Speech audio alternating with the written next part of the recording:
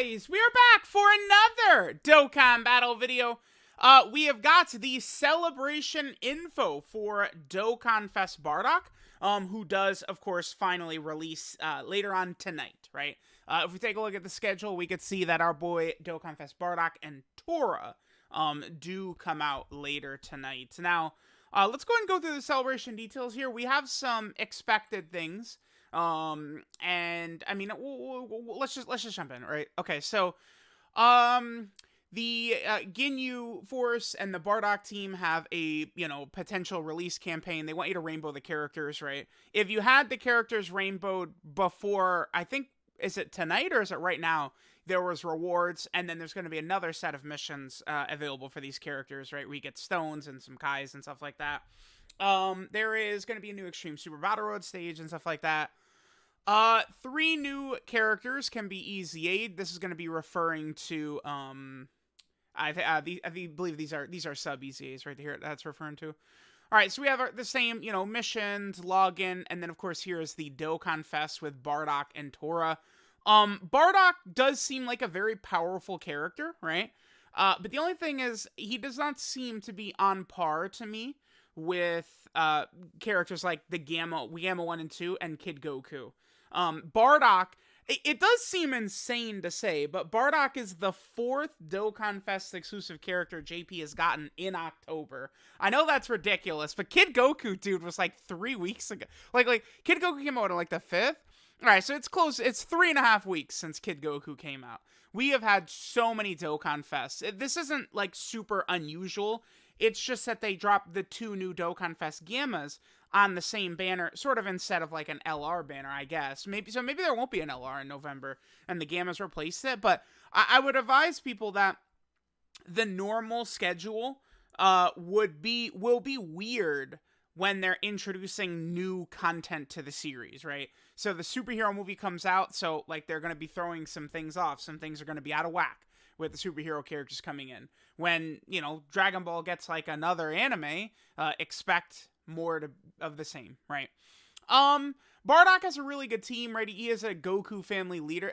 Wait, Goku, this is not the first 200% leader for Goku family. No, we had the Goku and Gohan unit as well. And then LR Super Saiyan 4 Goku is a 180% leader, which is solid. So that's good.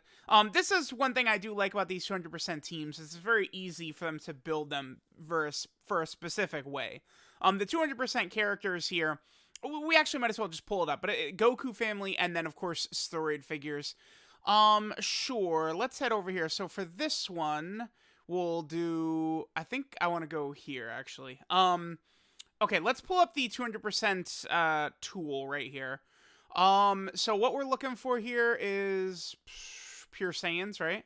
And then in terms of the 2 categories, we have Goku family, and then we also have, what's the other one? Storied figures is kind of in the middle, is it not? I thought it's in here, is it not? Timeless Legends, that's it right there.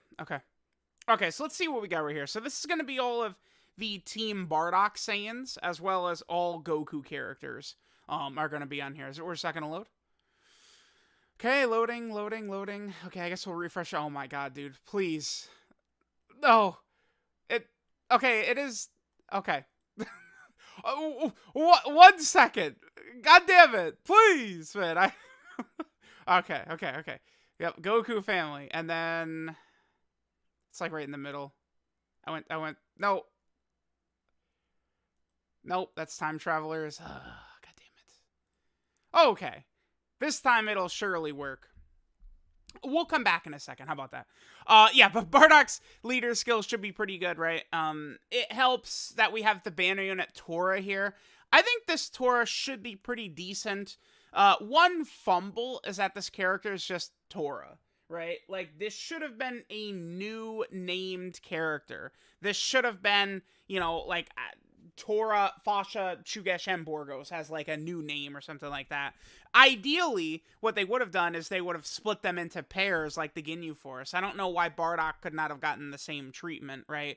Bardock, by the way, I don't believe he's going to be on par. I feel like Ginyu will be stronger than Bardock, but we'll see.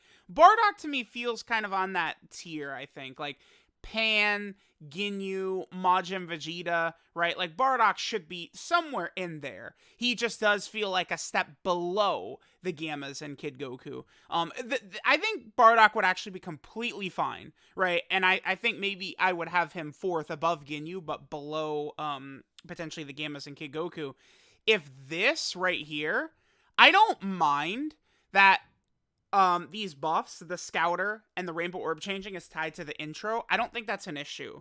The issue is that it only lasts for 5 turns. Right now, the tough content is not geared around the start of the fight, right? It's deeper into the fight. The further you get into these fights, right? Remember, Tech Cell Max, scariest boss in the game, is 3 phases in, right? The Metal Cooler Core, I guess, is only 2 phases in, but you can't get to him until turn 4, right? So it's like a lot of these scary bosses, you possibly might not even have Bardock's Scouter up, which is his strongest asset. If the Scouter and Rainbow Orb changing was permanent, just tied to his intro, I think he'd be a lot better. Scouter is a really great ability. It's just very unfortunate, again, that it lasts for 5 turns. At the very least, Bardock's team should be fairly powerful for the first 5 turns if, you know, you're going to have multiple Scouters floating around. This popped up. So this is going to be every single Goku is going to be on this 200%. That's going to be really good. We are going to have characters like Fasha, this Tora. The big problem, though, I think, that, again, might be a bit of an issue here, actually, is this character. I don't, like, there's nothing in this Celebration info, I think, that says that this character is going to be able to be Rainbowed or EZ8 or anything like that. So, that's, dude, like, they have to. I mean, we'll see. It's possible this character comes with Super Saiyan 3 Bardock EZA. We'll get there in a second. But yeah, Bardock and Tora, they seem good. Definitely strong. Like, these guys aren't... Pan has become, like, the most frustrating character in the game to me recently. And then the Trunks and Gyro are just, like, unimpressive. Bardock and this Tora are definitely above that level, I think. So we have that. Bardock, of course, gets his Dokkan event. This is good. Dragon Ball Z Bardock did not previously have a Dokkan event, right? Remember that the Super Saiyan Bardock, that was, like, essentially, like, that's like the Xenoverse Bardock, right? That's not, I mean, I know it's the same Bardock, but it's, like, not, like, you guys get what I'm saying, right? It's not like this portion of the story. This is just a Dragon Ball Z Bardock from the special, right? There, of course, is this. This is, you know, telling players, hey, get rewards if you're going to rainbow the free-to-play Ginyu Force characters and then the free-to-play Team Bardock characters, which is fine. We're going to have a sale. We're going to get more of the special keys, which is going to be awesome. This is getting a new stage right here. This is the Grand Priest event, which is fine. We're going to be able to get EX skill orbs, actually, from this right here. I mean, I'll definitely take that. EX skill orbs for all these free-to-play characters, sure. I wish it would have been for maybe, like, Team Bardock and Ginyu Force categories specifically. But I believe it's just for the free-to-play characters, right? This is returning. This is actually kind of interesting. So this is this event right here, this Furious Charge Breaking the Siege. This was from the Worldwide Download Celebration last year, where it's kind of just like, you know, you're using your AoE characters and then just sort of torching through. So we'll see if this changes up at all or what exactly they're going to do with this. This is fun, right? Like, this is just, like, extra sort of content. I don't have a problem with this whatsoever.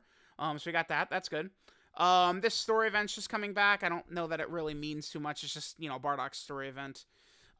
So they're adding a mission to the original Legendary Goku event, the GT Legendary Goku event, and Legendary Vegeta event. All 3 of them are getting one new mission.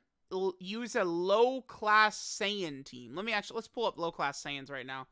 That, in the past, would have been tricky. Even without this new Bardock, though, there's a lot of characters. I think free-to-play players probably could use the Team Bardock squad and do fairly well. The Evolution Blue Vegeta at the end would be tricky, right, for, like, the Team Bardock squad. But it's like, you get through him, you should be good.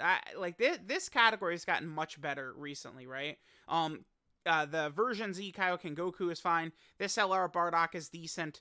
Don't forget that the I don't want to call. I keep going to call him Dragon Ball Super Bardock, but that's not what this is. Again, it's like the Xenoverse. Like it's called like the special of Bardock, right? Because Dragon Ball Super Bardock, that's the one from the Broly movie, and then of course in the manga, right, which is a different iteration of Bardock entirely.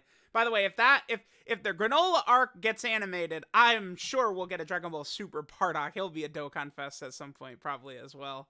Oh yeah, there is that one moment. Yeah, he definitely would be. Of course, if you pull the new Bardock, he will disintegrate these events with little. Oh yeah, even Int Kid Goku just got his EZA, right? And then of course there's the recent Fasha and this Kid Goku. Even Raditz, I mean, we laugh at him because he feels like he's not good enough for Red Zone. But I mean, for these legendary events, Raditz will shit on these events, right? Raditz could definitely survive this guy's super attack. Could Raditz survive Evolution Blue Vegeta Super? I bet you Raditz could survive it, but if he got hit with like 8 normals afterwards, the answer is no. But Raditz should actually perform rather well. Again, Raditz is the worst character ever in terms of his power on release. But Raditz like shits on like the 5-year anniversary LRs or something like that, right? Like so many of those characters don't even compare to Raditz. It's just when the 5-year anniversary LRs came out, the time they came out, they were gods, right? It's like Raditz came out and he was mid on release, right? That's what makes him the worst ever. Raditz is not actually like a 2019 unit in terms of power level. Hell no, he's not, right? But he's just, of course, not as good as he definitely should be, right? So we got that. The new missions, one of each for these is good. This is something Dokkan really should be doing every single celebration. It's so easy, I feel like, for them to just add like missions like this to these celebrations, right? Use a category and get rewards. I think that's really good. Battlefield's coming, Elder Kai banner. So Super Saiyan 3 Bardock is getting his EZA, and then this is here. So the Mass Saiyan characters are going to be getting their sub EZAs. So that should be, so the amount of characters are going to be EZAing is Super Saiyan 3 Bardock. We're going to get the Tech Super Saiyan Bardock. We're going to get the Physical Super Saiyan Bardock, and then we're going to get the STR Super Saiyan 2 Bardock. All 4 of these characters will be EZAing. Now, if we take a look at this Bardock, is this Bardock going to be good? A lot of times these characters are very similar to like they have aspects of their kit still in there, but Bardock is such an old character, right? That it is, I would say, rather difficult to tell what they're going to do with him. He's going to be doing probably a lot of new stuff. The baseline of his kit could already be very good. Like, this would be good if they just gave him super class allies, 40% attack and defensive support. I feel like the way they handle EZAs, they will keep this probably the same, but tack 40% defense onto that. That's what I feel like they would do. But I don't, I'm not really good at sort of predicting what the rest of his kit is going to be. When this guy came out, he was really good because he had Prepare for Battle and Over in a Flash, which was a very strong combo, but Over in a Flash has really fallen upon hard times. This guy will be very solid, no matter how mid they might make him, because of his presence on so many like very low level teams. Keep in mind too, Bardock is on crossover, and actually so are all these Bardocks. Keep in mind, this team is absolutely getting a 200% leader in a couple of weeks with the Heroes units. They're definitely going to do a 200% leader. I am not worried about that in any way. So that will be interesting. All 4 of these guys could be a massive buff to the Heroes / crossover team. That's probably going to be assembled in a couple of weeks. We'll see if it's going to be any good, right? Again, it's impossible to predict how good this guy is going to be, but him being on some of these lower level teams here, Storied Figures, Revenge, shit like that, like he's going to be useful. Resurrected Warriors is not really that great, I think. So it's going to be interesting, right? Then these guys are straight up supports. You guys know the deal. What am I going to say? If they just completely build them around their support, defense, and utility, we're looking good. The problem will be if they just try and slam tons of damage into these 3 characters. That's not what we're looking for, right? Make them utility, support, defense. That will allow these characters to perform at their best, not trying to do, Bardock's doing 6 million damage while doing this stuff. No, it's you want that extra defense. That makes these units much more relevant. But I am definitely excited for these guys to EZA. Because again, the amount of small, crappy teams they're on, they can really help, right? These guys are all on powerful comeback too, so Carnival Goku's team is going to be buffed, which is going to be really nice. So that's good. I'm definitely excited, right? To see what these characters are going to look like. These are going to be good EZAs. That's awesome, right? So we have that. Bardock's EZA banner. Bardock is going to be weak to... That's storied figures. Yeah, so storied figures is what you're going to want to use against Bardock. Okay. Sure. Let's take a look at storied figures right here. So what we're looking at is going to be like extreme physical characters, huh? For storied figures. Let's see. They came out with LR Tapian and Minotia, so it'll be right around here. Yep. Okay. So we're looking for extreme physical. Okay. Yeah. So I don't know. That's probably not gonna work out too well. What about super physical? I guess you do a fascia, dude. We'll see. I'm sure it's probably just gonna it's probably gonna be where like tech characters are gonna get like that, like they're not gonna be able to do damage to this guy, but every other typing probably will. This category is not really too impressive. You could build a villain setup that should work fairly good for this though. Storied figures, yeah, that could be very annoying right there. Okay. What do we have here? These are the easy or the Dokkan events for these characters will be up because these are the medals these characters will be needing. There's going to be a chain battle against Frieza on November 7th. By the way, no world tournament again? Yeah, and then an Extreme Super Battle Road stage. No world tournament again. Dude, when was the last world tournament on JP? Like June or something like that? Like, it's been a while. I guess I'm not complaining too much, but damn, we have not had a world tournament in forever. It's even been a while for Global. I know Global has had one since JP has had one, but I wonder if there's some big world tournament revamp coming, or they're going to EZA characters from there, or something. Could be pretty interesting to see, right? So, let me know what you guys think of the celebration details. A lot of this stuff is expected, right? We got the DOKKANFEST BARDOCK. I thought that these, Super Saiyan 3 Bardock and then all the other Masked Saiyan sub EZAs, these were, pretty much shoo-ins.